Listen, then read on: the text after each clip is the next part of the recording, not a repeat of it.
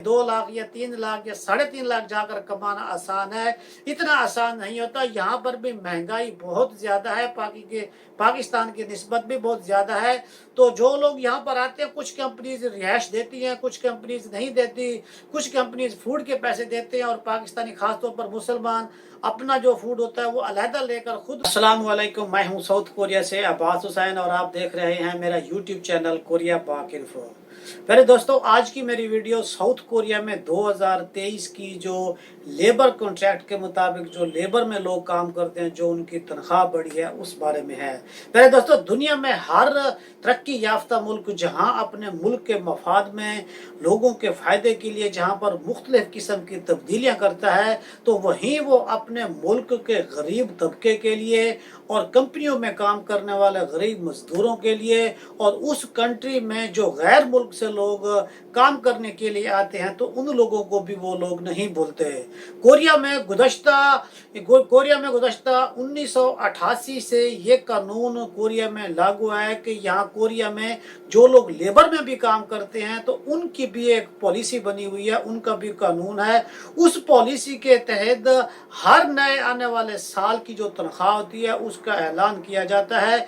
इसी तरह 30 जून 2022 को, यानी कि पिछले महीने में, जो इस अगले साल 2023 की जो तनख्वाह बढ़ेगी वो फी घंटा के हिसाब से कितनी बढ़ेगी उसका भी उन्होंने ऐलान कर दिया है। क्योंकि ये जब तनख्वाह बढ़ाने का सिलसिला होता है, जो लेबर फेडरेशन होती है उसके लिहाज से, और जो कोरियन कंपनीज जो फैक्ट्रीज होती हैं उनका जो ओनर होते हैं, वो जो उनकी कमेटी है, ये दोनों जब आपस में डिस्कशन करते हैं और ये गवर्नमेंट के अंडर रहकर ये जब मशवरा करते हैं, तो फिर हर बंदा अपनी राय देता है, हर कम्युनिटी वाले अपनी राय देते हैं कि तनख्वाह इतनी बढ़ानी चाहिए या नहीं बढ़ानी चाहिए।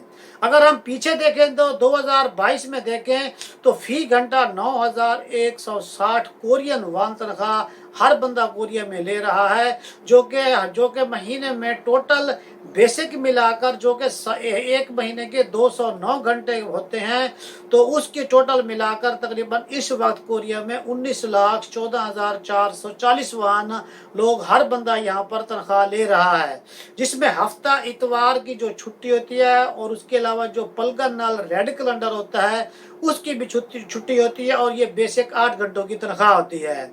जबकि अब इस 2023 के बारे में जो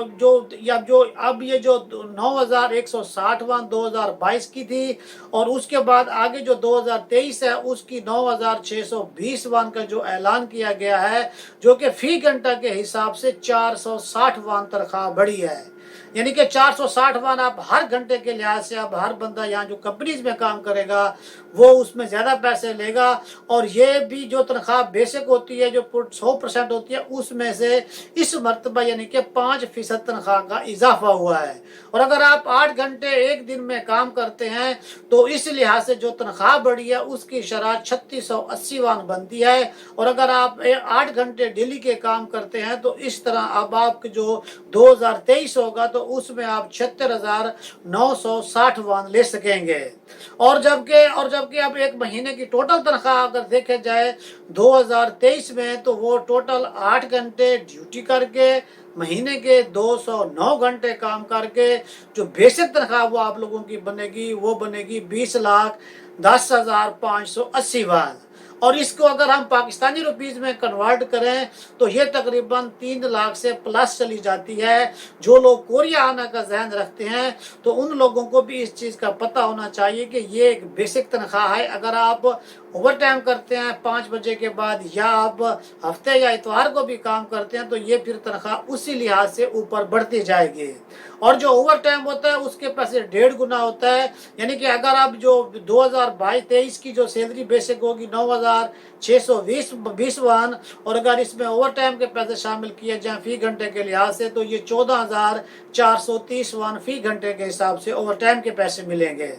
तो इस तरह ये जो पॉलिसी का ऐलान किया गया, इस इसका 30 जून 2022 को इस बात का मुकम्मल तौर पर ऐलान कर दिया गया है, लेकिन इसका जो बाकायदा ऐलान है, जो ऑफिशियली ऐलान किया जाएगा, वो 5 अगस्त 2022 को किया जाएगा।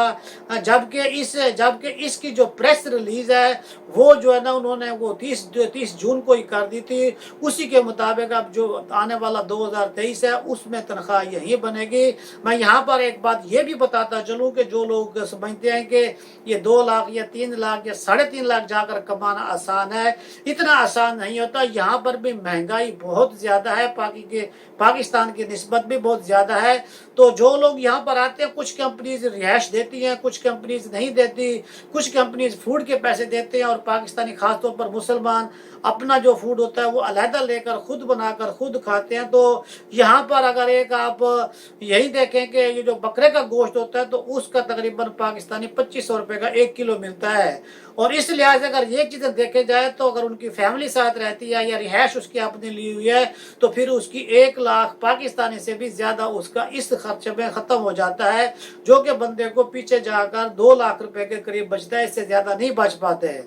तो आप जो देखने वाले वीडियोज़ हैं और जो लोग मेरे काफ़ी दोस्त जिक्र भी करते हैं कि आप ये तो बताते हैं कि इतनी तनख्वाह बढ़ गई है, लेकिन ये साथ नहीं बताते कि यहाँ पर खर्चे भी उसी तरह से होते हैं। ये बात बिल्कुल सही है, जितनी ज़्यादा इंसान मेहनत करता है पैसे भी उसी तरह बनते हैं, लेकिन जो खर्चे होते हैं वो हर मुल्क के लिहाज से अपने लिहाज से होते हैं। जहाँ पर जितनी आमदनी होती है उसी लिहाज से खर्चे भी होते हैं। अगर आप आजकल कोरिया में किसी मार्ट पर जाकर 1 दर्जन आप केला भी लेते हैं तो वो आपको पाकिस्तानी 1200 से 1500 से कम का नहीं मिलेगा।